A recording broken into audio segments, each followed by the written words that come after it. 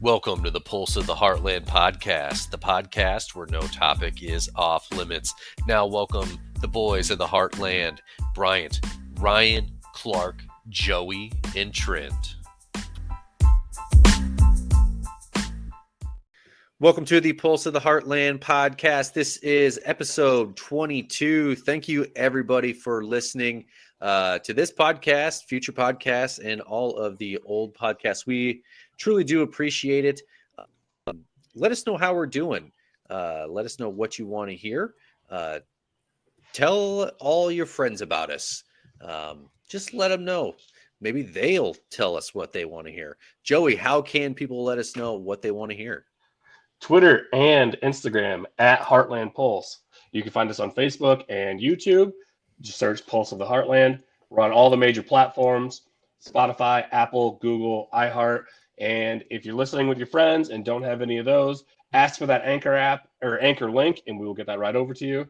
And like Trent said, go ahead and let all your friends know, hey, these guys are pretty dang good to listen to. They may have some dumb thoughts and can't pick where the shit, but not Joey. He's very good this week. Oh, Jesus. We'll get Oh, my gosh. All right, and that's the end of the episode. Yeah. All right, Joey, what are you drinking?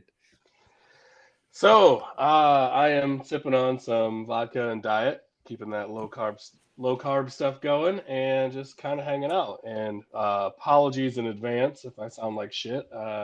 Tested positive for the good old Rona going around on Friday. So just getting over that. First day I finally kind of feel good. So having a couple drinks just to celebrate. All right. Well, glad you're good. Yeah. I'll keep doing it. Yeah. Yeah. All right. We appreciate you fighting through adversity there, Joey. Yep. Thanks. All right. Now I have COVID through my earpiece.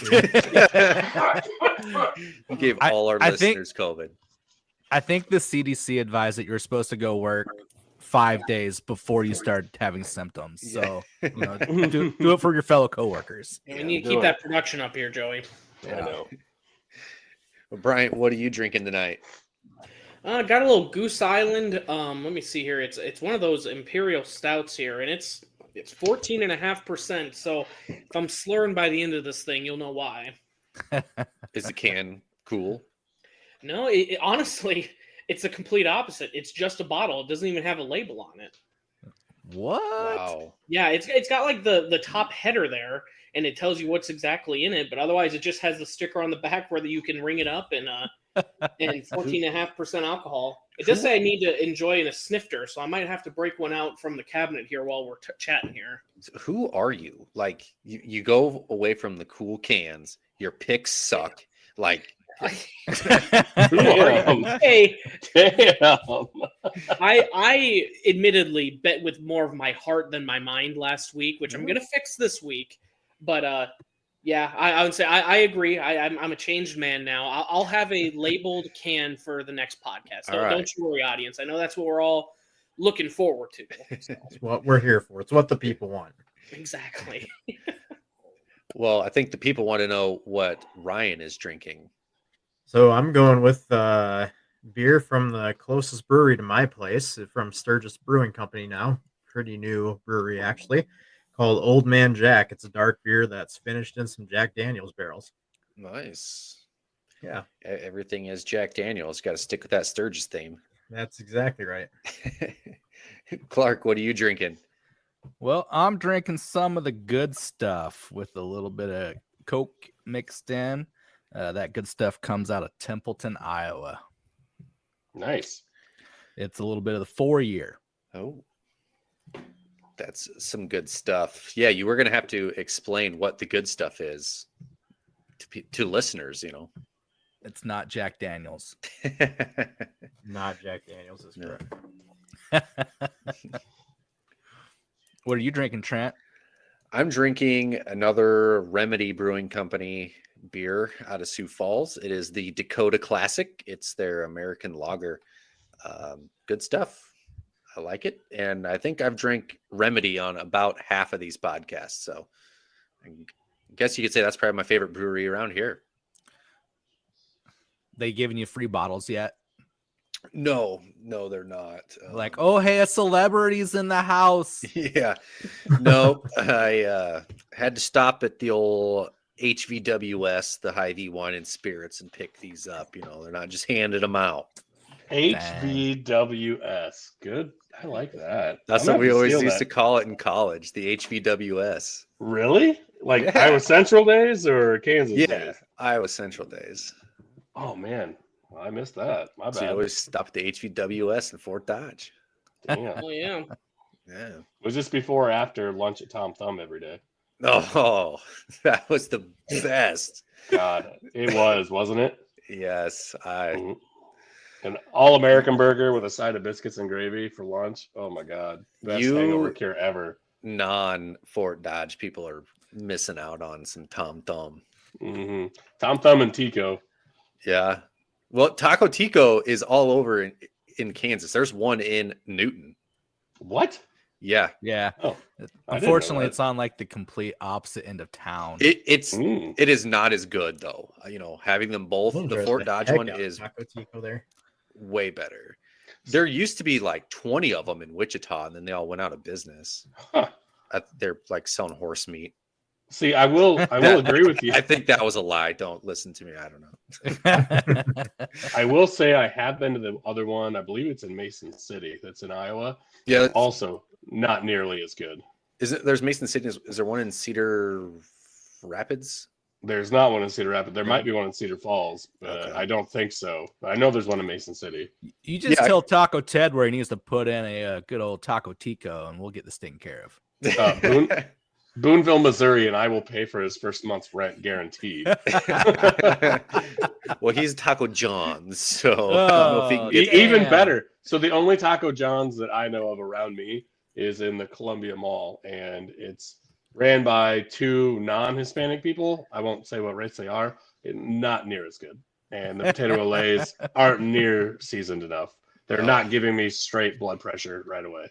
I remember every Sunday morning hungover in Ames, Joey would go get a 6-pack and a pound Mm-hmm. from Taco John's. So that started that tradition started when I was at Simpson. There was a Taco John's that was like right around the corner from the campus, and I would get a 6-pack and a pound, and that would be my whole day of food, and because it was like $11. And then after drinking and more, that just became my hangover cure. And you just have a couple tacos and some potato olays. A couple hours later, have some more. Like, yeah. Now Taco Bell has the burrito and taco party pack. I just get one of those on a Sunday and Gross. do that for the afternoon. Yeah. So, do you like spending most of the day on the toilet after eating Taco Bell? Or I actually don't. I don't get bothered by that. Actually.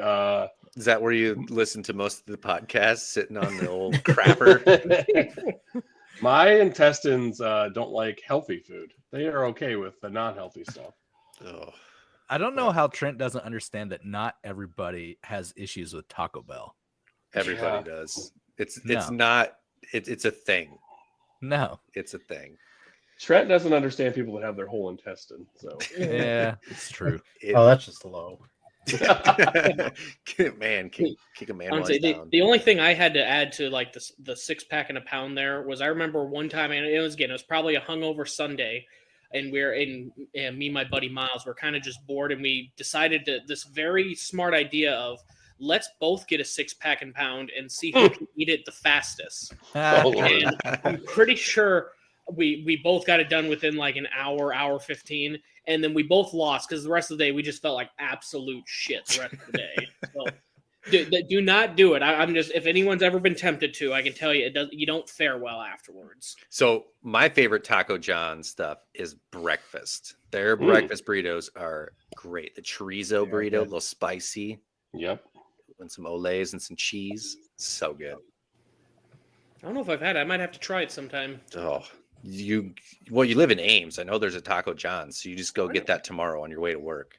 There's already too much fast food near me. I don't need to explore elsewhere to find other food that's bad for me. Talking about Taco John's is good for you. Whatever. Sure. Good for the heart. Yeah. Cardiologist recommended breakfast right there. All right, let's jump into some NFL talk. Last weekend was Super Wildcard Weekend, the first time ever they had games on Saturday, Sunday, and Monday. There were 6 games because only the 1 seed gets a bye this year, with 7 teams making it. Some of us did good on our picks. Some of us didn't. They're just, I don't know. I loved all the number of games, especially Sunday felt like at least a full Sunday. I don't know. Only a couple of them were good, honestly. And that's me taking out me loving the Chiefs game. They just, I don't know. They just weren't competitive this round, other than a couple of them. I did see a thing. It was on Twitter that said that both the 2 seeds blew out the 7 seeds. So it's, the 2 seeds still basically gets a bye. Yeah. No, I'd have to agree with it. It was the easiest matchup for both teams, obviously. But I guess we'll get to it. Let's kind of go in order, and we'll get to those games when we do. Yeah. So Saturday, the first game was the Raiders and the Bengals. The Raiders were a 5.5-point underdog, and the Bengals covered. I know we had some banter here in our text conversation on Saturday that some people, who played the Bengals a few weeks ago, Chiefs fans, were a little troubled by the referees again. Yeah, I mean, and again, I could tell it when the play was going on. And again, the referees were terrible. I actually read that they're actually not going to play, or they're not going to work the rest of the playoffs here. But I mean, we're all talking about, and I'm sure all the analysts did, was that play where Joe Burrow is running, and it looks like he's going to run outside, and that's what the ref's expecting. And then he tosses it into the end zone, and while the ball's in the air, they blow the play dead, which means the play shouldn't have happened, but they still allowed it. Which, if the game was dictated by more than one score, kind of is, it wouldn't have made a difference. But literally won by 7 points, that one touchdown, that was the play that dictated the whole game. Yeah, and for them to come out and say that whistle was after the receiver caught the ball, and then the NFL back on that, like, you can literally replay it and hear the whistle. It was not even close. Yeah. Yeah, I'm more pissed because my pick was wrong because of it, but I don't know. It's just one of those, unfortunately we saw it a couple weeks ago as Chiefs fans, that was the difference in these refs allowing, I believe in the Chiefs game, it was like 20 points. This one, they're giving 7 points. And I think I wasn't really paying attention when the other one happened. What was that? Was the defensive pass interference that win in the Raiders' favor? Was that one pretty terrible as well? Yeah, it was not a great game officiated either way. I know you jumped in right away when Jamar Chase pushed off, and then they didn't call that. And then the defensive pass interference, or the off, I can't remember what the next play was, but it was against the Raiders, and it was just atrociously bad again. I'm like, how are they messing up this bad, this much in this game already? Mm-hmm. And going into it, I knew, because you hated the Bengals because of what they did to the Chiefs, I was like, oh God, Brian's going to jump all over this. And then you didn't chime in for a while, and I was like, oh, good. Brian's not even going to watch or say anything. It's not really what the Bengals did to the Chiefs. It's more of the officials did to the Chiefs, and they still suck. So, okay. Jamar Chase had another big game, 116 yards on 9 catches. I'm telling you, that's what I think. What I'm going to, as long as the Bengals are in the playoffs, I think I'm just going to go use a prop bet. Jamar Chase over on receiving yards, because if you ever watch Burrow play, he's his go-to. I mean, literally, when he's telling the coach or the higher ups, I want you to go out and get Jamar Chase. They've had that relationship from LSU. I mean, I'm sure Ryan, you can weigh in on how good their connection was in college, but I mean, it's like I can't think of a good analogy off the top of my head, but I mean, he's the go-to guy. If he just chucks it out there, and Jamar's somewhere, he just throws it out and hopes he catches it. And most of the time, honestly, Jamar's catching it right now. And honestly, with the whole LSU thing, you had Chase and Jefferson on the same team during that national championship with Burrow, and Chase was the better one in my opinion of the two. So I mean, the Vikings were lucky getting Jefferson because he's freaking phenomenal, but Chase is just that much better even. Yeah. That the clip was going around during the Eagles game of the Eagles taking Jalen Rager, Yeah. Jalen Rager, yeah. and the Vikings literally laughing in all of their cameras, going, "What the hell do they do?" And they're like worried that someone was going to jump them. They're speed dialing Jefferson there. Yeah, that was a big miss on their part, which we'll talk about it later. But I know a couple of the GMs that the Vikings have interviewed have come from the Eagles organization, or coming from the Eagles organization. And one of the first questions should be, did you want Jefferson or Rager? Which one did you go with? That determines if we're going to waste any more time on this interview. Yeah, exactly. The Patriots and the Bills, that was the night game on Saturday. The Bills, they stomped the Patriots. Wasn't even close. So I feel like we've had some pretty polarizing takes on old Jones this year. You know, one year he's the Brady incarnate. The next one, it's like, dude doesn't even know how to walk. So what is it? I think right now he's closer to just that rookie. I mean, I think he had a couple good games where and again, that's what a good coach is going to do. He's going to put you in the best position to succeed. And everyone remembers that the Patriots beat the Bills, but Mac Jones threw the ball 3 times that game. So he wasn't in which I don't know why the Bills. I didn't watch that game, or I can't remember it. I don't know why the Bills didn't just run the ball, down their throats every time. But good coach puts his player in the position, and the Bills are just out for revenge. That's about as dominant a game as I've ever seen.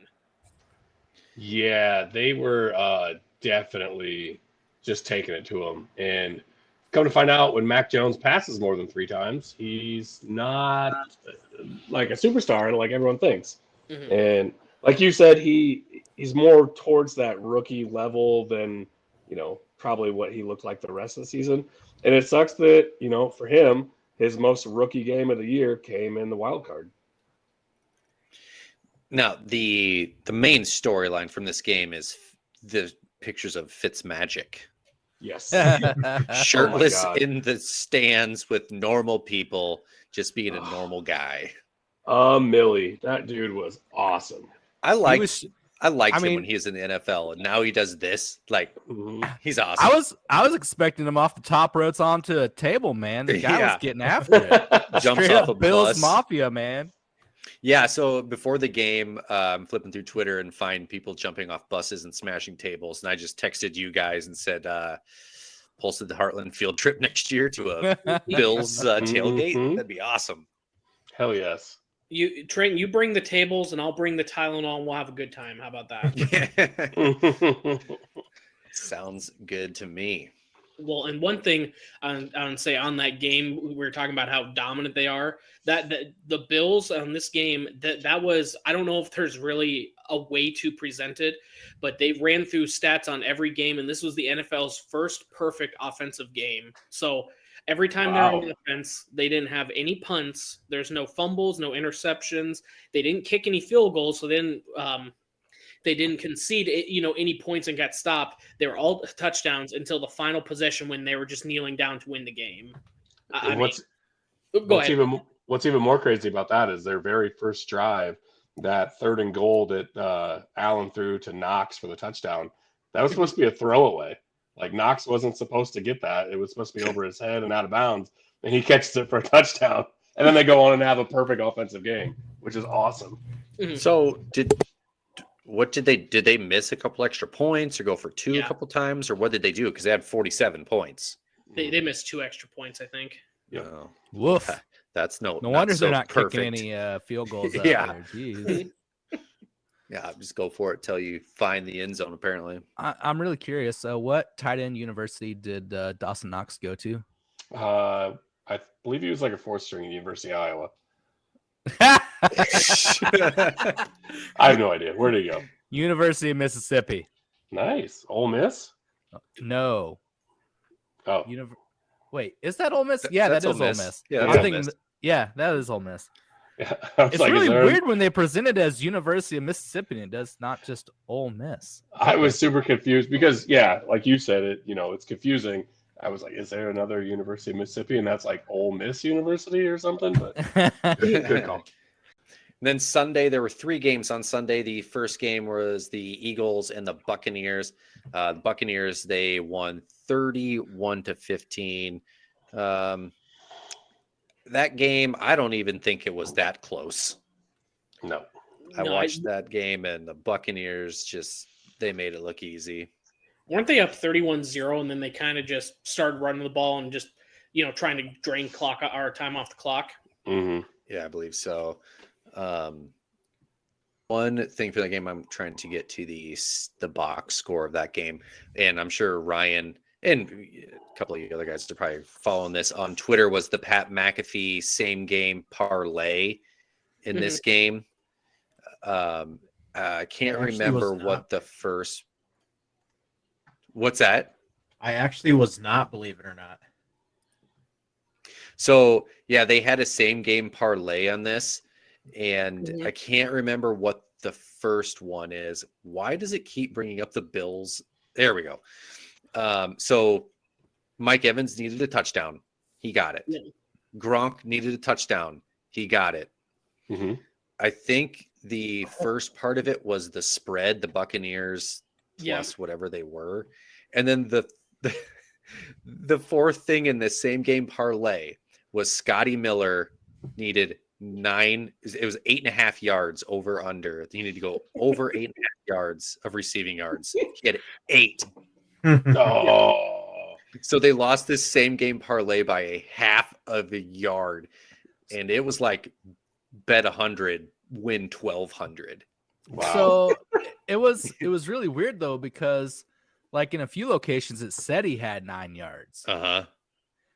But yeah. And their stats kept it at 8. Yep.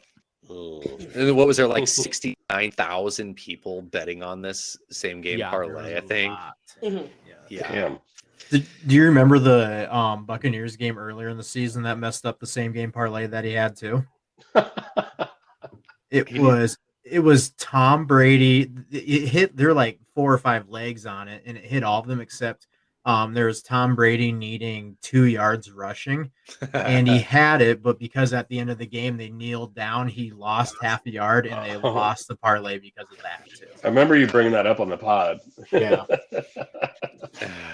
That's just bad luck. That's like Kansas City losing me $500 in parlays this year because of losing games they should have won. That's and that, kids, is why you don't gamble. Well, but do it anyway because it's fun. Yeah. For me, it was I put $5 on each parlay, so it wasn't a huge deal. But what would it?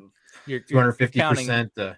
Potential winnings. Yeah, potential winnings. That would have been very nice, but damn you, Kansas City. Buffalo by 100. We're not there yet. We're not there for your wrong picks. We'll get there. They just had a perfect game and they couldn't even get over 50. You expect them to score over 100? Chiefs didn't even have a perfect game and they're only 5 points behind. So yeah. Good luck. Jesus. Anyway, sucker for pain. So one of the best games, probably the best game of the weekend, the 49ers and the Cowboys. The Niners, they were a 3-point underdog in this one, and they were victorious 23-17. The last, I would say the whole fourth quarter, I guess, was nuts in that game. The Cowboys were down. They came back, and I didn't think they were going to get the ball back. Just a bunch of crazy stuff happened in like the last 2 minutes. Yeah, a couple of us knew it was going to happen, though, because oh, Jesus. McCarthy can't manage a game to save his life. There's rumors of him potentially being fired, too, after that game. I saw that on Twitter.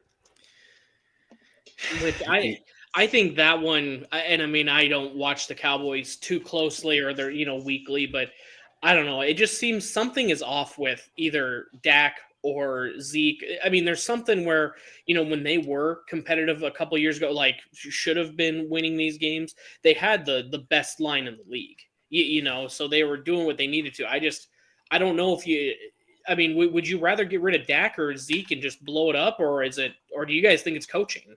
Oh, 100% you get rid of Zeke and figure that out. Dak, I think, can win you games. And I think they have a good receiving core.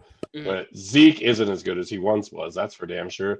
Go running back by committee. Get yourself another pass rusher or shore up that offensive line, which, 3-4 years ago, like you were mentioning, was the best offensive line in football by, leaps and bounds. Shore that thing up, get another pass rusher, and they're right back in it. I think they were competitive most of the year. They just have little holes here and there.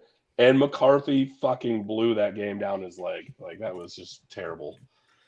Do you think Kellen Moore's stock went down after that game? I don't know. That San Francisco defense looked really good, and the whole game was just a shit show that was like, I don't know, like I said in the chat, it was like abstract art. Like, it just looks like shit, but it was beautiful to watch and look at because it's NFL and we're watching it. Are you talking about the game or SpongeBob splooshing all over the Well, there's that too. But no, the game itself just looked chaotic as fuck. So yeah, I only saw the first 3 quarters and it looked terrible. You missed it. Just got worse. Yeah, I had to go play volleyball. Did we ever hear if McCarthy Gallagher'd some watermelons beforehand? Obviously he didn't. They lost. Oh. Yeah. Oh, I was just wondering if the watermelon routine had wore off yet. So Joey mentioned getting rid of Zeke, and I agree with him. They've got, I think, decent quarterback. They've got good receivers. They've got a good line. Now, Zeke, I think he got a big contract a couple years ago, but I don't know. He's not great. He went over 100 yards twice this year, and he hasn't done it since week 5.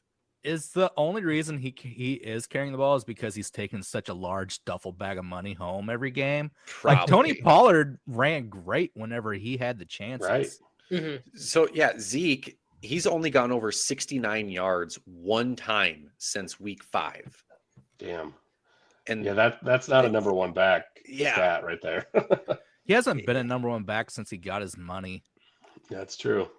I think Dallas needs to get rid of Zeke, get rid of Dak, keep Cooper Rush because he beats teams like the Vikings easily. With their defensive guru head coach. Yes.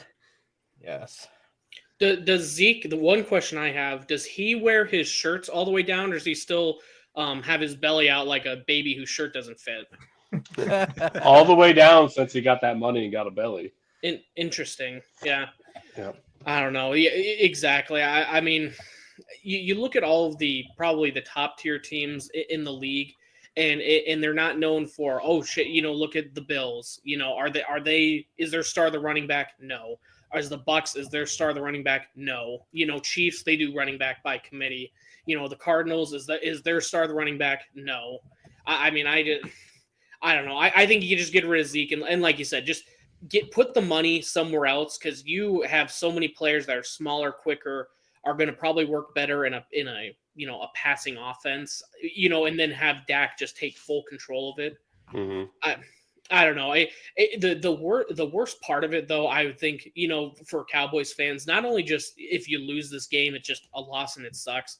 There are so many freaking memes, and you're just the butt of every joke. Like, every meme was basically the Cowboys lost. And it's like, don't worry, guys, we still got the Lakers, we still got Duke basketball, we still have all of the Yankees, all of these, just the name brand teams. Mm-hmm. Yeah, and it was all like the memes from this game were all those fans ugly crying in the stands as the Cowboys were losing. That's why I don't go to games. I'm worried I'm going to be the one that with my red mustache, I'm going to have like mustard on my cheek, and then like the camera on CBS just catches me to the game. They're going to zoom in and be like, "Oh, look, it's an Andy Reid imposter with ketchup all over his face." That's just it. Oh, you man. wear the barbecue stained Chiefs pullover, and people will think it's actually Andy Reid. Mm-hmm. Well, like the Iowa-Michigan game, you had that sad Iowa fan when it was like Michigan was like 14-0, and he's just like looking down in the feet. There's always surrender cobras. I'm just always worried I'm going to be that next guy. I hope you are the next meme. That'd be awesome. So the Cowboys have lost 11 straight playoff games. Yep. Oh, shit. That's Yeah. They haven't advanced in the playoffs the last 11 times they have been in the playoffs. So How many I of those saw were with the clapper. What? How many of those were with the clapper with Jason Garrett? I don't know. Because that's McCarthy's first, right? With the Cowboys, they didn't make the play. Not last year. No, they didn't. No. So here's a fun stat I found on Twitter. Speaking of that, playoff wins in the last 25 seasons: Jake Delhomme 5, Trent Dilfer 5, Mark Sanchez 4, Brad Johnson, Ryan's favorite, 4. Colin I like Kaepernick, Brad. I like Brad. Don't get me. Yeah, I'm good with Brad. Colin Kaepernick 4, Dallas Cowboys 3. When was Terrible. Delhomme even last in the league? God, I don't know. I did see that one as well. And again, like they just pile on the Cowboys. I'd almost, if I was a Niners fan, I'd be more pissed because everyone's just making fun of the losers rather than admitting, like, hey, without Nick Bosa, isn't it? I think Nick Bosa was out without him, and they still won. Like, I'd be more pissed that that they keep talking about the losers than that we actually won the game. I'm going to be honest with you. I know we already talked about the Bengals, but up to this point, I figured that'd be the number one game we talked about, not the Cowboys game. This is very interesting to me. Trent knew to move on pretty quickly. So I didn't want to hear it. Mhm. Yeah. So I am really good. I am wrong. They have won a playoff game. I'm looking back at their playoff runs. Who's that? The Cowboys. When? They won one in 2018. What? Wow. Yeah, versus the Seahawks in the wild card. And then Well, I one mean, in- that makes sense, I guess, because Joey said they only had 3 in the last 25 years. Yeah. So. Yeah. Where So, are you yeah. getting these stats, Trent? I Taking know. your sources from the internet or something? I was Jeez. reading. Yeah, don't read. Jake Delhomme last played on the practice squad in the Houston Texans in 2011. So 10 years ago, he still has 5 playoff wins. Holy shit. Ryan, to answer your question about Kellen Moore, the Cowboys were the number one offense going into this, so I don't think one game really throws him off course. Yeah, but the issue is they've been playing against the NFC East all year too. But Oh yeah. I get what you're saying though. Yeah. I mean, they both signed off on that draw at the end, and that was kind of one of those. I don't get why the NFL doesn't do a time stoppage like in college. Like, there's a chance you get a first down, stop the clock, restart it right when they whistle the ball. I don't know. I feel like it would make it more interesting, I guess. I don't know, especially when you see a play like that. And I can't remember what wide receiver it was. I was showboating and they didn't get the ball over to the refs. But I mean, that's what it just felt like. It was like everyone else was ready and the ref was sprinting to try and put the ball down, and it's just over. You're talking Claypool. about Chase Claypool from the Steelers. Yeah. That's it. Yeah, that could have kept them from beating the Vikings that game too. Mm-hmm. That's that run at the end by Dak was just stupid. Like, why did he do that? And that's one of those things with Kellen Moore that's a learning experience, but you do not want a learning experience at the end of a playoff game. No. So And did he have to go as far as he did? Like, he could have Right. gone down sooner. So they were talking about this, that they were at like the 40-yard line and he like scrambled to the 25, I believe. Yeah. They're like the difference between that 25-yard pass to the end zone and the 40-yard pass to the end zone in the NFL in that situation is essentially nothing different. yeah. So they're like, they would have been better to take 2 shots from the 40-yard line than get 1 shot from the 25. couldn't give it old Amari Cooper, CeeDee Lamb, hook and ladder or anything like that, huh? Hey, I want to see more of those in the NFL. I just don't think Kellen Yeah. Moore's got the spark there, Ryan. He's not very creative. Yeah, you're probably right, bud. I just want to see We more. want hook and Nathaniel ladders. Hackett, no more Kellen Moore day. That's right. I just want to see more hook and ladders. I want to see swinging gate in the NFL. I just want things to get crazy like college. A little pistol formation. Hell, That's throw in a right. wishbone every once in a while. Hey, Like I said, I want some NFL blitz play calling here. There we go. Mike Sweeter just won a state championship at Southeast Valley, so he could jump clear up there, bring all that shit in. You're right there with Maybe Matt because Campbell. Mhm. Yeah. Him It's and probably Matt 'cause Campbell, he had co-head coach. It's probably because he had like 2 Division I players in 1A or 2A Iowa high school football, but you know, Right. we'll say it's the swinging gate. I don't. Yeah, never mind. We don't need to get into old high school days. That's fine.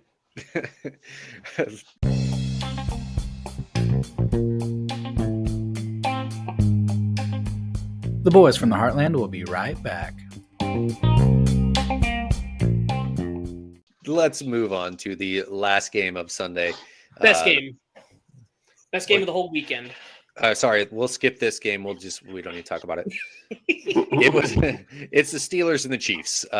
Chiefs were a big favorite, and they came out. The first quarter wasn't real great, but after that, they came out guns a-blazing. Steelers, was it? Did I see that was the first time ever that a team had punted 7 times and a half in the I don't playoffs? remember that, but there was a lot. I think they had 4 punts in the first quarter, so that makes sense. Yeah, they had 7 straight punts in the first half. Credit to the Steelers. They did strike first. Yeah. They had TJ Watt with that return touchdown, and everyone was starting to hound on me early because that was the first score in what looked like it was going to be a defensive onslaught. And then, I mean, I'm just glad to see the Chiefs overcame diversity because there's our adversity. How fitting is it that, you know, there's that moment where TJ Watt scoop and score. He's on that high point, and then you know, he gets slipped by Allegretti to catch that thick 6 later in the game. How good was that?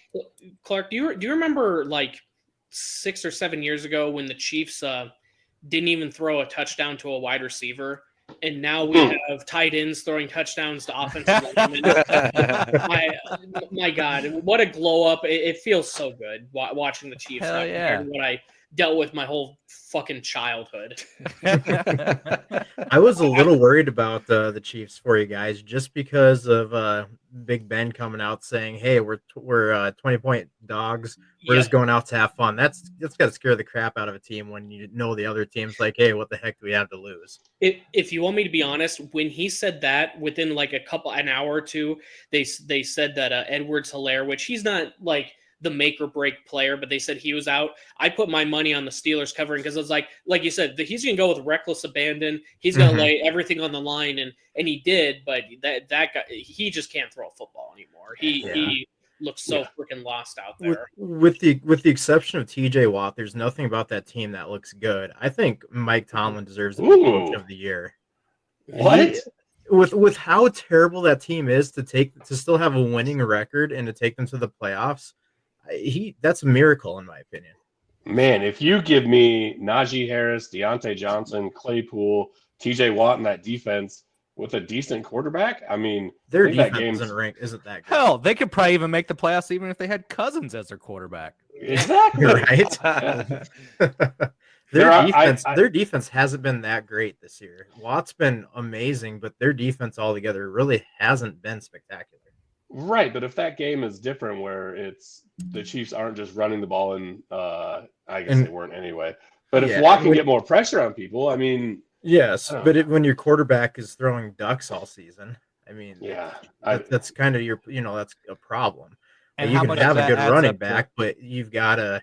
It kind of reminds me of the old Vikings days with Adrian Peterson and Christian Ponder. Now, Peterson was on a whole nother level, but when you have Ponder back there sitting in the pocket, you don't have to worry about anyone throwing anything. Yeah, and that's what I'm saying. It's like if you give them a decent quarterback, I don't think TJ Watt is the only good thing on that team. Yeah, well, you know what I mean, though. You know what I'm saying. Yeah, I get what you're saying. I think that's the first time I've heard Christian Ponder in the last 6 years. It's usually Sam Ponder, isn't it? Yeah. Right. I don't even watch that much ESPN, so I guess it's more I'm thinking Sam at that point, but golly. Yeah. That was like the biggest WTF moment of the 2011 draft. In the first round, the Vikings select Christian Ponder. Like, what? And I know his career wasn't great, but we could have had Andy Dalton too over him. Mm-hmm. He made $12 million in his career. That's his net worth right now. For how long did he start? 4 or 5 years? Yeah, it was short. I'm guessing his wife makes more than him. Wait, what? He was a first-round pick and only made $12 million? Well, he probably didn't get past his rookie. That's his net worth. That's probably, it was his rookie contract and stuff. Yeah, but still, that's back in the Sam Bradford days when first-round picks were making a shit ton. No, Wow. I thought that was after Matt Stafford, because that's when they really cut it down, because his Sam Bradford had the just most, or like the largest contract, and said we can't be paying these rookies that much. You might be right. Yeah, it might have been a couple years after. Yeah, he was making 2.5 per year. It looked like. Yep, he made $10 million with the Vikings, 1.5 with the Raiders, and then nothing. He was terminated from the other two teams. So, wow. I mean, while we're talking about not the greatest quarterbacks in our histories, we could, most of us can relate to this. Remember when we all thought Matt Castle was going to be the answer for our franchises? Hey, I thought so too. I remember the Chiefs injured Tom Brady, and for our sin of injuring God's favorite quarterback, they had Matt Castle play somewhat well the year. And the Chiefs, since they injured him, like, you know what? Let's bring this guy on. And then he wasn't the worst thing, but he was sure as far below average at that point. He just, Which was a bigger bust after their 1 year of glory, Matt Castle or Matt Flynn? Well, I don't even know if Matt Flynn got another chance. He just kind of kept collecting paychecks, which proud of him for that. He went to Seattle, and I think he was there same time as Seneca, maybe. Yeah, no, that was the Zach. right before Russell Wilson, because he's kind of got like that Tyrod Taylor effect. He just goes somewhere, and then the next guy is better, and he just, like I said, he sits back and holds that clipboard very well on the sidelines. Mm-hmm. You know, I know this is hard to believe, but a quarterback that only attempted 33 passes in college didn't equate well to the NFL. Which one was that? Matt Flynn? Matt Castle. Oh, yeah. Yeah, USC. You might as well bring in John David Booty, the same USC backup or quarterback for 1 year. And slow clap for that name. So Sam Ponder's net worth is $15 million. So. They're sitting pretty comfortably. Yeah. I could retire off of that, I think. Oh, yeah, I could probably get by. You know, my 30s have 15 million. I'm sure I could figure out something to do with it. Yeah. Wasn't that kind of Trey Lance's thing though? He played one full season, I believe. Is that correct? Yeah, no, he played one game because of COVID, and then he sat out. Okay, and so no, he played 16 games in 2019, and then one game in 2020. Oh, never mind. Maybe it's because he was the first round pick and he played the one game, and then it was kind of like the Jadeveon Clowney, and not worth me risking my injury, and then sat out because they didn't have a rest of the year, I think, or spring ball or something. Yeah, he did win the Division I, the championship with North Dakota there, which that's all they know how to do is win championships. Right. Didn't he not throw an interception in college or something crazy like that? Trey Lance? Yeah. He threw one in 2020 in the one game he played. Other than that, he threw none. Well, that's decent.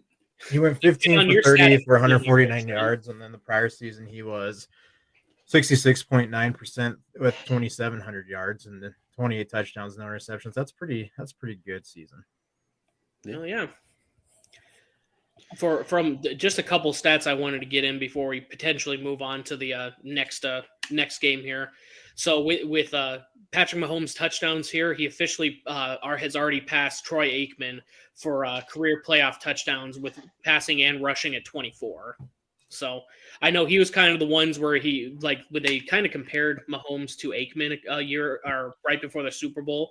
And he's like, talk to me when he's got 3 rings. And he's already one down, already caught up to him in fucking 4 years with his total number of playoff touchdowns. So I don't know. I was just really happy to see Mahomes getting that type of stuff. The one other thing I wanted to bring up, and I'm going to stay woke on this, but the Chiefs have another one of their scoreboard signs that says, Chiefs fans, we're sorry about the fireworks.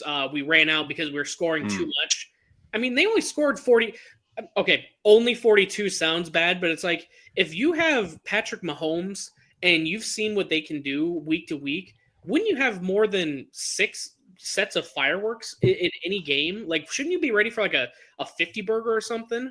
And fireworks are legal down here. Like they couldn't go 3 blocks to a fireworks shop and get some. Like, I mean, So- yeah, exactly. So it's not like they had to ship them in and like, oh, we missed a shipment, we're running out. Like you said, just drive down the road. right. So do you remember in 2014 when TCU was so good, they ran out of their fireworks throughout in the middle of the season for their yearly allotment Yeah. after an 82-point win against Texas Tech. Yep. 82-point win. See, I think they should just hand out bottle rockets to the fans when they come in. Just Here's some ease off Roman yourself. candles. Yeah. well, I don't know. I think that's just more they're trying to get social media engagement because I don't know. I've watched a lot of Chiefs games last 4 years. There's no way in hell you should be running out of fireworks at only 6 touchdowns. I think that's just more look at us, 42 points. They got to be ready for a 50 burger every game, and that's just poor planning by management right there. I'm pretty disappointed in my Chiefs. So, Bang, bang, pow, pow. speaking of Aikman, him and his best buddy Joe Buck were commentating the Buccaneers Eagles game, and they're like talking to him toward it was middle of the second half or halftime or something like that, and then they start talking about the Cowboys, that playoff game, and Aikman was like, "Yeah, it's going to be a great game. I mean, a really good game. I think there's a lot of people who would like to be calling that game. Should be a lot of fun." Because he was pissed that he didn't get to call the Cowboys game. Dude, who called the Cowboys game? Does anyone know off the top of their heads? Tony Romo and Romo, yeah.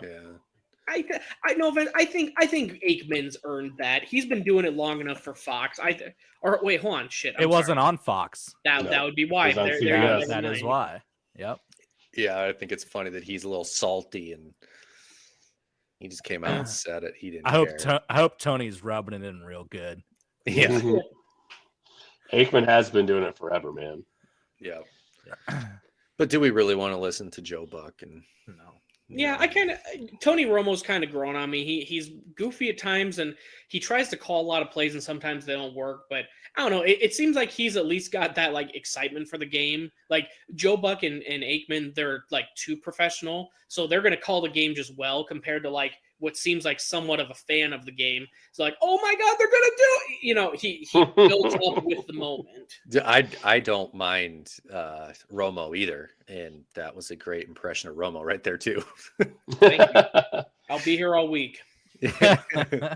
So either you two homers have anything else to add to this game, or No, I wanted to end kind of on a somber moment that I think it was a stay woke that the Chiefs are just looking for attention on we ran out of fireworks. But no, this is the standard for the Chiefs now. We're on to the next week. well, good on the Chiefs for We- winning and covering. Jackson was in the stadium.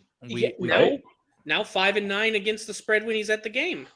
We got to witness the moment of the Chiefs letting Big Ben out to pasture. So Yeah. Mhm. So long, Big Ben. Great career. cheers.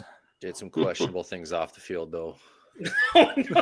And that's how we're going to end Ben's career. Bring up that one fact that is in fact a fact. All right. So Monday, first ever Monday night playoff game. The Cardinals and the Rams. The Rams did cover the 4.5 points on this. They won 34-11. Just barely. Yeah, barely. Kyler Murray looked lost. Mhm. The playoffs were maybe a little big of a stage for him. I don't know. He looked terrible. They haven't looked good since Hopkins went down. Right. Mhm. Well, they start 8-0? The Cardinals? I think so. They were 10-2 at one point, so I think you're right. Yeah, you're right. They're don't know. not the same. I did see it was like the last, I don't know how many years coaching for Cliff Kingsbury, like the final games of the year, and he's just terrible the last 6-7 games of the year. So I have He's that good. right in front of me. Since Good. 2014, he lost. So in 2014, lost 4 of the last 5. 15, lost 4 of the last 6. 16, 6 of the last 8. 17, 6 of the last 8. 18, 5 of the last 5. 19, 7 of the last 9. 26 of the last 9. And one was because of a Hail Mary that they won. And then this year, 4 of the last 5. So yeah, he has a good first half of the season. He just needs to finish. Is that Who because would've- he doesn't know how to adjust throughout the season? That's a good point. Who would have thought though that an average coach from Texas Tech and a quarterback from Oklahoma would wilt under the pressure of the playoffs? I mean, I am shocked as anyone here. It always surprises me that he succeeds in the NFL when he was so bad having Patrick Mahomes in college. I still don't get it. Well, Mahomes- didn't he get fired from Texas Tech, Yep. grabbed that USC job, and before Yep. he ever coached a game, probably before he ever got on campus, the Cardinals hired him. That's just So- so weird. So he's friends with Sean McVay, and at that time, everyone needed anybody that was associated with Sean McVay. That's Mhm. true. I did get a call for an interview, and because I once watched a Sean McVay coached game on TV. Yeah, Ooh. I noticed you didn't get the gig though, Trent. Turned it down to do this. Uh, Pulse for the Heartland, baby. I think that's more like talking about Cliff there. I think that's more testament to Andy Reid developing Mahomes because I remember I was upset when the Chiefs drafted him because I was like, the guy who lost 66 to like 10 to Iowa State because he was an athlete and he was a gunslinger, but he wasn't honed. I mean, I remember they talked about he was learning how to read defenses only his second year in the league. So he was never really a great quarterback, which again, that in college, and that would be because Cliff didn't develop him, which I wonder if, flip it around. If Andy Reid has Kyler Murray, does he succeed in the NFL, playing to his strengths potentially? So, I mean, he's got these good athletic quarterbacks that can make these plays, but he's putting them in the best position to play. And that was the season that the Bears traded up first-round picks to get Trubisky. And so they could have had Mahomes, but they would have probably ruined Mahomes too. Exactly. So I don't know. I'm more upset because week 9 or whenever it was, that was right when the Cardinals were 8-1, and I'm going, they're going to be my Super Bowl pick with the Chiefs, and then like you said, they cliffed themselves and then just fucking lost so many of these games in the second half of the season. He's got to have a short leash coming this year, doesn't he? Or next year? I would assume so. You only have a limited window with J.J. Watt, Kyler Murray on his rookie contract. I mean, you gotta figure it out. Like you said, I mean, how many NFL coaches have we seen the last 3 to 5 years that get fired after just the first year because they have a better candidate that they know can take care of them? Well, look at the Texans getting rid of their guy after 1 year. Yeah, Culley making $22 million over the next 3 years because they're moving on to the next guy. So I don't know. I feel would like think 1 year going out and getting AJ Green, getting Zach Ertz. I felt like they were trying to okay, this is the year, and then they lose in the first round. Didn't look like AJ Green made much of an impact this season. Well, I mean, he had 0 catches for 0 yards on 3 targets in this game. So, Well, he had that one that was almost a catch. that And then, hit, that hit was a totally legal hit. Oh, but yeah. that was a great. That was a hard hit. Oh Yeah. man, speaking of hits in that game, I just saw a tweet that Buda Baker's out of the hospital. I don't know if anyone else saw that. That was crazy. I missed it. I heard about it. I had fallen asleep by that time. Cam Akers caught the ball, turned around, ran down the field, and him and Buda met almost helmet to helmet, and Buda went stiff all the way down to the ground. Mm. Yeah, it was not a pretty picture, not a good sight, and thankfully Buda's out of the hospital. So Good for him. yeah. T's and P's to Buddha. But as far as the Rams winning, I'm gonna go DJ, hell yeah. Super Bowl pick still going. Yeah, mine too. Half of it. Do we only have one left? Because I know I had the Chiefs. Clark had the Chiefs. Does anyone have 2 people left? Yeah. Ryan has the Bills, I think. I had the Bills No. and the Bucks. Bills and Bucks, nice. Oh, Ryan, look at you. Mm-hmm. What And a who will I loser. pick to win this week for the AFC? Well, Bucks? listen to our next episode. Yeah. Teaser. All right, well, let's get into that. We did all pick every game. Somebody went undefeated this weekend. You're welcome. Just kidding. Yeah, shut it. Shut it, last place. Yeah. So I guess we can start. Trent, doesn't that feel good to tell someone else shut up last place? That's though? right. I'm just trying to help a buddy out here, man. So Bryant has a 3-3 record. Yes, sir. Vegas picked Vegas because were you just picking the AFC West there? You and Clark too. I felt honestly like I had sold myself one on the hatred of the Bengals, as well as like it felt good that's like, hey, the Raiders, they got rid of their problem children, their problem coach. They pulled it off. Maybe Derek Carr has it in him. And then when we got to the playoffs and then they're down, I think like 14-0 at some point, I'm sitting here, I'm like, did I let my hatred get in the way of realizing that I bet on the Raiders to win a significant game? And then, shocker, they couldn't pull it out. I was really betting with my heart this weekend whenever I took Las Vegas. Kind of same lines. Just really sour on those Bengals after prior weekend. And, just kind of hoping that the Raiders could end them. Cut that story short. But no luck. But some of us though, Clark, we did take chances on some underdogs and then just choose every favorite, like some boring people. But it bit us in the ass this week. So Bryant, he's got the 3-3 record. Clark's sitting at 4-2. Again, Clark already went over his Vegas pick there. Also had Arizona on Monday night. That did not happen. Yeah, and I was again picking with my heart because fuck the Rams. Of course, the guy from Missouri still a little sore from the even St. Louis. Yep. If they were still in St. Louis, like that'd be my number one team, but they're not. So do you think Nelly still likes the Rams? No, because Nelly's all about the Lou. All right. Okay.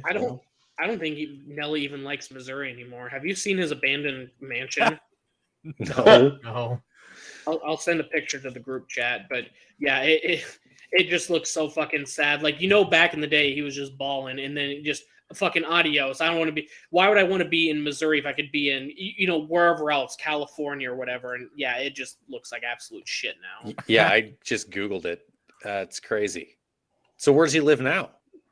I don't care. I don't know. He just abandoned that one mansion, one of his mansions. So. Yeah, Nellyville. Yeah, he lives in Nellyville. There you go. Mm-hmm. Looking at where it is in the country, though, I bet you that thing is like $400,000. That's all it is now, and he could give a shit less if he sells it or not. I think we should buy it. There you go. Pulse of the Heartland headquarters will be Nelly's old abandoned mansion. That's worth something. That'll get us some listeners. Mm-hmm. It looks like the basketball court outside needs repainted. I don't know. Maybe the pool needs a little TLC, but other than that, totally livable. Joey's got some roofing experience. That's all taken care of. I think we're going to be just fine, boys. So Clark has the 4-2 record. I also have a 4-2 record because, Clark's over here. Oh, pick the underdogs. Well, I'm the only one to pick New England. Well, that pick sucked. That was a terrible pick. Yeah, just a little bit. I didn't say that about the underdogs. Bryant did, and the Rams were an underdog. Arizona was a favorite, so I got Arizona at +3 right before the game. They were the underdogs. Of course, that didn't happen. Yeah. I also had Dallas. Totally thought they were going to come back and win that game, but no. Ryan sitting at 5-1. Yeah, same way with me for Dallas. I was hoping, Kellen Moore hopefully show off and maybe go to the Vikings, and now I'm not so sure. But mistake on my part. I think one thing that is not appreciated in all this is, because everyone thinks like Jimmy G, probably the most important thing people remember is that he was the backup to Tom Brady. And yeah, he's been starting, but he's kind of been injured. I think I have the record here in a couple seconds, but they're like 25-8 when he's a starter. And they just are it's amazing how much of a difference it is when he's out there. The 49ers with Kyle Shanahan and Jimmy Garoppolo starting 33-15. And when Kyle Shanahan has any other quarterback with the Niners, they're 8-28. So I think he's a bit underappreciated. And to be honest, if I hadn't seen that stat on Fox or whatever, CBS, you couldn't have told me that Jimmy G was an above-average quarterback. So I just saw, he's dealing with some injury issues going into the next game here. I just saw the difference between him starting and Trey Lance starting is only 2 points, and that just seems a little ridiculous. On the spread? Yeah. Hold on. Who are they playing again? Niners? Packers. Oh, yeah, I will take the Packers on that then, for sure. Hey, River. I thought that was Bryant putting in his pick real quick. Yeah, I know. Oh, yeah, I thought someone banging their keyboard as a joke. He has to make his episode appearance. Yeah. And Joey has the perfect weekend, 6-0. No one on the corner got swagger like us, swagger like us, swagger like us. Oh, Hell yeah, man. It was a good weekend. I liked every game. So overall, we did go 22-8 on our Nice. picks. So that's not bad. That's respectable. Joey's your artist of the podcast, Jay-Z. It is not. Good guess. T.I. It is not. I mean, we already talked about Nelly, and Joey was doing Nelly last week. So Yeah, it's got to be something new. yeah. Fuck it, I'm on one. I just did a little research, and it's near the Hidden Valley Ski Resort, west of St. Louis, and just kind of northeast of Six Flags, near the intersection of a Culver's. So I say we buy it. Let's do it. Oh, yeah. man. Ooh. No, Yeah. you can't say Culver's. We're a Taco John's podcast. Come on. Well, that if I'm feeling Mexican, I'll go to Taco John's. But every now and then, you just need a little burger action. All right. I am not pledging an allegiance to a certain fast food restaurant. Yeah, until they start paying us, I will go Right. to whoever I want at this point. Yes.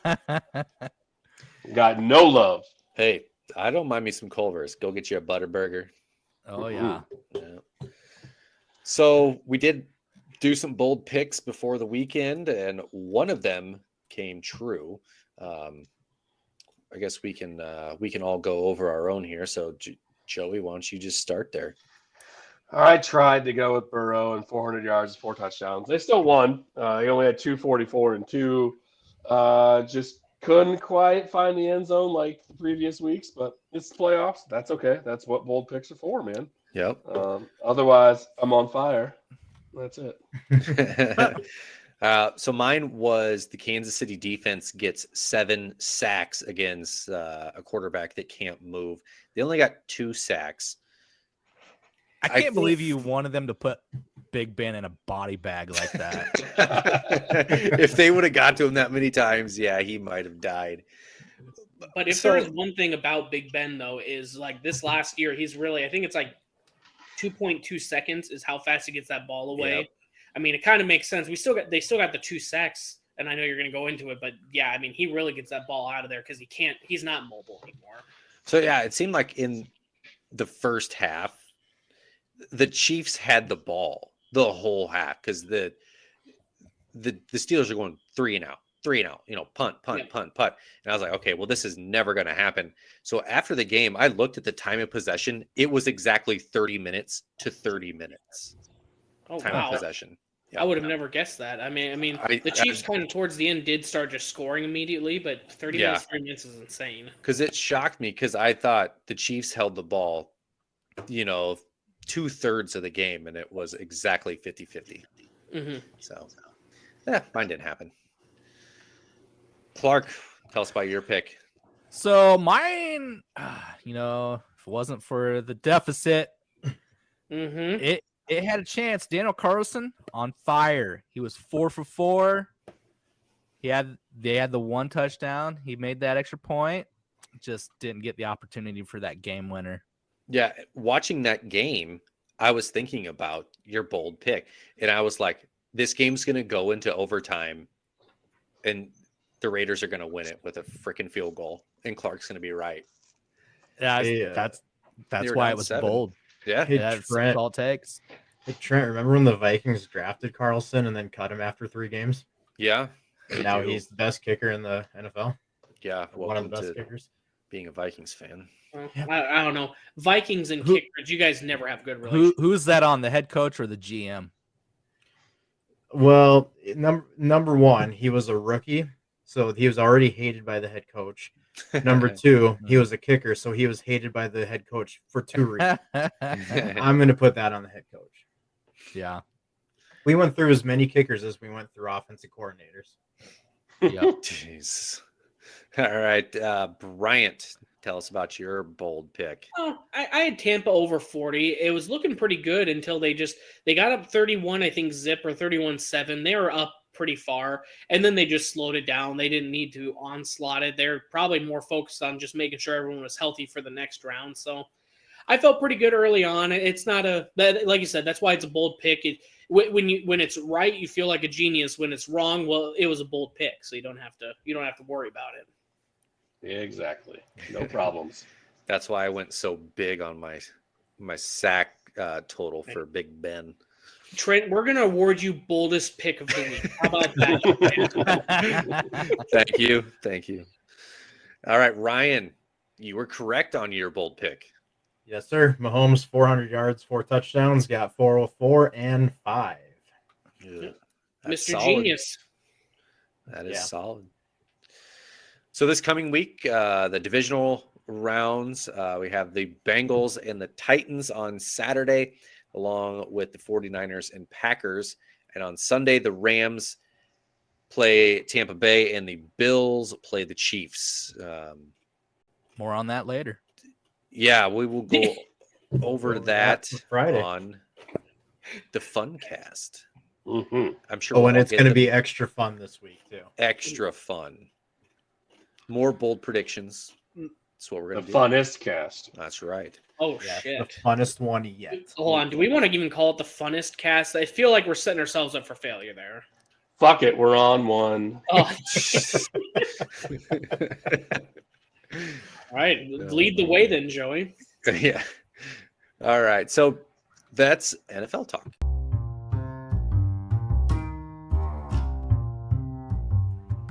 The boys from the Heartland will be right back. Let's hop into some college basketball. We usually talk about this on the Funcast, but now with college football out, we'll just move it up a couple days. Again, broken record, bunch of Heartland teams in the top 10 and in the top 25 with Purdue, Kansas, Wisconsin, all in the top 10. And then Ryan's team, LSU, they're still hot at 13. Iowa State is 15th, and Iowa 26th. They're knocking on the door, getting those votes. They could break into the top 25. Hell yeah. The Big 12, Iowa State, they beat Texas in Ames. Little Hilton magic there. I watched most of that game. I had that and the women's game on at the same time. Didn't know you could do that on ESPN Plus. You can have multiple games on. So that's about the one good thing about that app, man.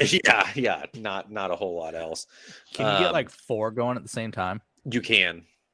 Oh, nice. Yeah, you can do. Rolling on me then. Yeah, I think you can do 4 as the max. So would have been nice to know during bowl season, Trent. Jeez. Yeah, finding this shit out way too late, dude. I guess we got that tool in the bag come March Madness. So yeah. March Madness is always on TBS and CBS. Yeah. Son of a bitch. Yeah, none of those are on ESPN. So you. Yeah. Sorry, homie. Got to get your True TV app. So watch. Yeah. You got to watch the Impractical Jokers while they're good before they got rid of Joey. I was heartbroken this weekend when I heard that news. He was leaving the show. Wait, who's Joe? Impractical Jokers. The funniest one. Hold on, I gotta look him up. Well, Joe we're on, Gatto. Yeah, Joe Gatto. That dude, he was just over in Larchwood at the casino I go to put in sports bets. He was over there doing like a stand-up thing like 3 days ago. Did you go? Hell no. Why not? Impractical Jokers isn't funny. Oh, I wouldn't go to that. Impractical Jokers is funny enough where if a TV is on and Impractical Jokers is on, you go, well, I'm not going to change it. I'll get a chuckle out of this. I don't think it's funny enough where you seek it out. but you won't change the channel if it's on. That's I not don't know my about take on that. this. Oh, well, then it's the wrong take, Trent. I love that show. Thank you. Oh, Thank you, I love Ryan. it. The one sane person on this podcast. The only time Did you it stayed see on Joe's the TV leaving? is when it, Yeah, that- this is we what were we're just talking about. that. Oh, were you? See, I had to go get some Well- beer, bud. Welcome to the conversation, Ryan. I had to I look had to up get who some beer. this Joe was, and he was over at the casino in Larchwood doing a stand-up Yeah, thing yeah. the other night. Oh, so I can't imagine he's any good at stand-up. I wouldn't pay shit to see him, but I do love the show. I think he'd be very good at crowd work, but that's just me. Yeah. But, Trent, All right, I won't they leave you are- lonely. What? They are the masters of that type of stuff. They're of improv. mhm. And that's Impractical Joker Talk. Yeah, let's get back to fucking college basketball. We'll have our hot debate on Impractical Jokers, good or bad, on the fun cast. Yeah. Our funnest cast. You guys need to stop talking about things I like while I'm getting beer. Jeez. Yeah. Blame it on Trent. What an uproar. Jesus. Anyway, Iowa State, they beat Texas going back to that game. The Gabe Kalsher had a big game. Tyrese Hunter, the freshman, he's Mhm. turning out to be a stud. I think Gabe Kalsher did he got newcomer of the week in the Big 12 this Yes, week sir. after that game. To step up after a loss to KU to get another top 25 win against Texas, that was a good game. Iowa State is playing Texas Tech as we record this right now, so there'll probably be some They're live they're updates. currently up 26-23 at half. Yep. So Or I'm sorry, down 26-23. My bad. Yep. And then coming up on Saturday, we have TCU. That game scares me because no matter how good Iowa State is and how bad TCU is, for Go some Frogs. reason, TCU Yeah. always The- has there's Iowa no- State's number. There's no pushovers in the Big 12. Actually, I saw a stat earlier. They're the only conference in America right now that all teams have a winning record, which some of that comes down to you only have 10 teams, so you haven't had enough interconference play at this point. But I don't know. Iowa State, we had the upset of the 1-point Kansas loss and the close, Baylor game. I just feel good when you're talking about Kalsher and Hunter. I mispronounced Gabe's name there, but when those two are your best players of that game, because I think everyone thinks Brockington, but when they think Iowa State, they're thinking Brockington. And when you have other players that are going to jump in like that and be able to, step up and play defense like they have and go off on offense like Gabe did, it just makes me feel pretty good about that. But TCU, I think they're the only ones that don't really have a big season win so far, do they? I would venture Oh, that to be correct. They just beat Oklahoma. Never mind. And Oh. Oklahoma was playing Kansas down to the wire. I think they only lost by 1. So, I mean, So all 10 teams can win the national championship this year. yeah, that's Correct. I'm expanding from 4 to 5 to 6 to 7 of the teams. And if they don't make the Jesus tournament, they're fucking winning Christ. the NIT. The real test here for TCU, so they got to play Oklahoma State and Iowa State and Texas, but we're going to have an inner pod here. LSU plays at TCU at the end of January, so I guess we'll see who's better, SEC or Big 12 at that point. Awesome. So I saw a tweet the other day Battle about of the purple. about Iowa State's player, the Aljaz Kuntz. Yep. I do like him. He's fun to watch.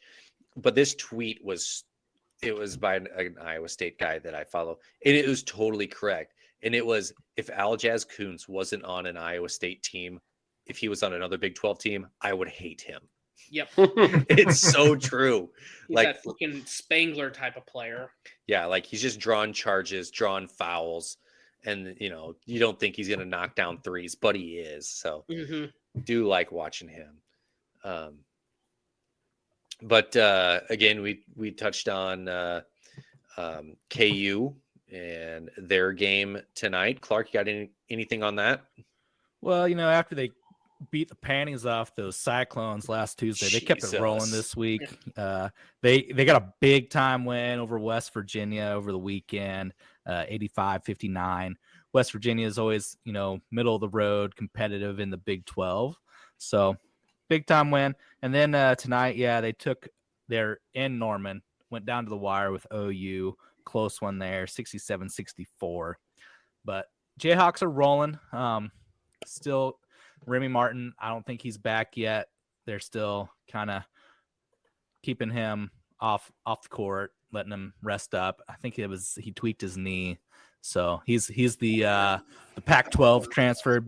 He was the Pac-12 Player of the Year last year, transferred in from Arizona State. So waiting on him to get back, get healthy. Do you know when he's supposed to be back, or is it kind of week by week? It's from what I read earlier, it was kind of week by week. Gotcha. He could be back anytime. Yeah. So looking at the Jayhawks schedule this coming week, they'll be playing Kansas State in Manhattan here on the 22nd, which is Saturday, and then turn around next Tuesday. They'll be taking on Texas Tech in Lawrence this time. So a couple good games, got that rivalry, and then Texas Tech back in the house. And then speaking of Kansas State, right now, right in the bottom of that Big 12 standings, they are 9-7 on the year. This past week, they played TCU. They did lose that game by 3. It was 60-57. And then that was last Wednesday. And then they played Texas Tech over the weekend. They beat Texas Tech, Texas Tech was rolling, had a couple good upsets, and then Kansas State came in and showed them what it was all about, brought them back down to earth. So it was good to see. They are currently playing Texas right now. I had that score up. It was a 2-point game, so they're keeping it close, keeping it competitive right now. I think they're just getting started in the second half. And then rolling around to another Kansas team, we got the Wichita State Shockers. They're having a bit of an issue right now. So their games this week have been postponed. They are having some issues with some COVID protocol. So those games are off for now. So their games last week, they really struggled. They lost them both. They had guys out, and they still played those games. So don't know what that was all about, but they lost to Tulane without their big time starter, Udezi, in the middle. And then they lost to Cincy a little closer there, both of those games in Wichita. So kind of curious to see how they bounce back from that. Where they aren't they in the American? Where were they at right now? Are they at least towards the top, or are they kind of middle? They're 0-4 in the conference, so no. Ooh, so not towards the middle, more towards no. Yikes. Yeah. Okay. All right, and let's jump over to the Big Ten. Joey, did Iowa play any basketball this week? Sure did. Since we last talked, they played Indiana and Minnesota. Both were wins. First game against Indiana, Chris Murray, not Keegan Murray, had a career high, had 29 points. The twin coming off the bench, came off 29 points, 11 rebounds, and they won 83-74. And then after that, his brother Keegan scored 25 against Minnesota, and they won 81-71 in a game they were up 23, and Minnesota almost came all the way back and tied it. It was a butt clencher of a game if I've ever seen one. That's for damn sure. Well, I think Scott Van Pelt said it best. He said, I was the team where if they're down 15, I never worry that they're going to come back. But they're up 15, I worry they're always going to choke it away. And that's probably the prime example there. Oh, 1,000%. Like, yeah, it's just – that's Iowa being Iowa in every sport besides wrestling. So well, you're kind of opposite Iowa right now. You are you have all the offense in the world, but no defense. Yeah, it's weird. I mean – Iowa's offense hasn't been bad under Fran historically, but it's always been just one person. And this year it seems like they're spreading the ball out more. But there's games like Iowa State and Purdue, the first one, where they do rely on just one person. They almost settle. In games where they can spread it around, they seem to be doing okay. So we'll see where that goes from here. To finish out the month, they've got at Rutgers versus Penn State versus Purdue, and at Penn State. So 4 big games coming up. Rutgers, I watched them versus Maryland over the weekend. Ron Harper Jr. is their star. He looks really damn good, especially when he gets hot from 3. That'll be a big test for them. they're pretty small down low, like Iowa. So I think we'll match up okay with them. Purdue, obviously, they're ranked 4th, but they are actually. I got the Big Ten standings up. They are sitting 1, 2, 3, 4, 5. They're sitting 6th in the Big Ten right now. Yeah. In the conference. I mean, they're 4-2 in the conference. Not playing super well, but still, I mean, good enough to be ranked 4th, I guess. And then Penn State is right behind Iowa. So got some tough games coming up to finish out the month, and then we'll move on into February. Whenever you say the name Ron Harper Jr., it just reminds me of his dad. The meme from The Last Dance. Yeah, okay, whatever. Fucking bullshit.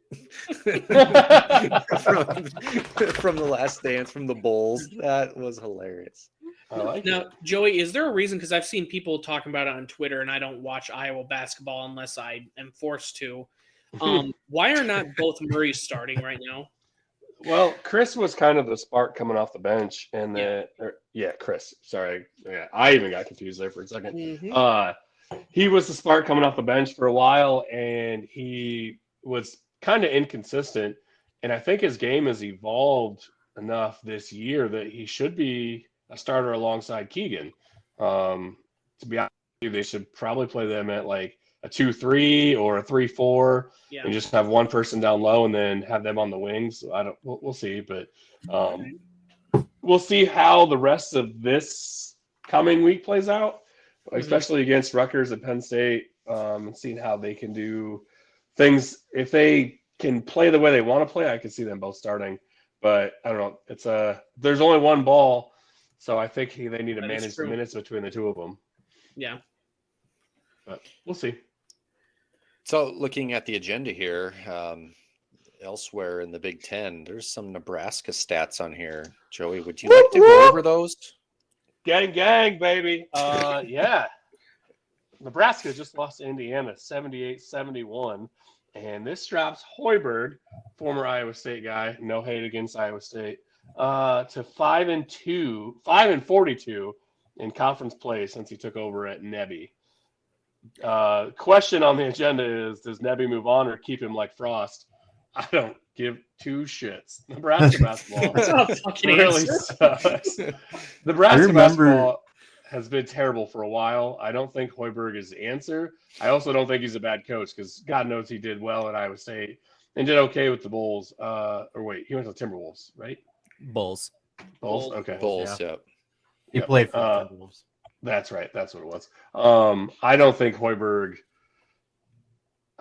a bad coach. So I hope he goes somewhere that can get him the prospects he needs. But Nebraska basketball is just not ever going to be really good, in my opinion.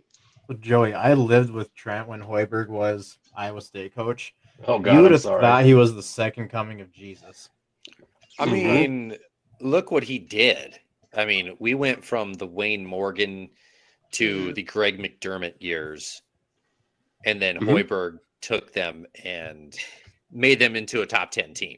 I mean, you can look at Iowa State this year. It's amazing that basketball, because we talk about, like, how good is LSU going to be next year now with Brian Kelly, but you also have 22 players, and there's a lot of, in basketball, it's 5-on-5. There's a lot less that you have to manage, but you have to teach it well. And I mean, you can see the difference that a coach does. Like Otzelberger, he's got a 2-win team now, 15 in the country, and they're competing. You know, if you ever watched Hoiberg at Iowa State, he can get in, he can recruit so well and get transfers in, and they were amazing. You had Deontay Kane, but he could also make the seniors like Melvin Edgem. He has all these great players that we could list from his time that play well. But I can tell you right now, when you're watching him on the sidelines, it's infuriating when you'd watch him. You'd go, "We're down by."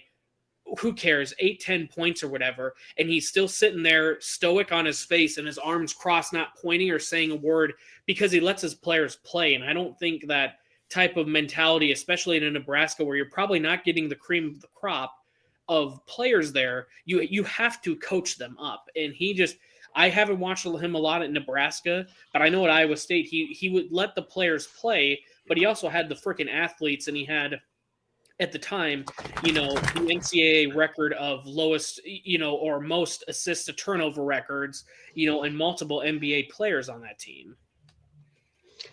Yeah, he's not going to, I don't know how to put this without pissing a lot of people off. Or without being nice about Hoiberg. Well, and he's a great coach. That's not what I'm getting at. But he's not a great coach for a real rebuilding program. Yeah. Like Iowa State, you could shit on McDermott and stuff, but they were still getting recruits and they were still getting transfers, which he is the king of JUCO transfers. I mean, I've not Tyrese Halliburton. Who was the DeAndre Kane?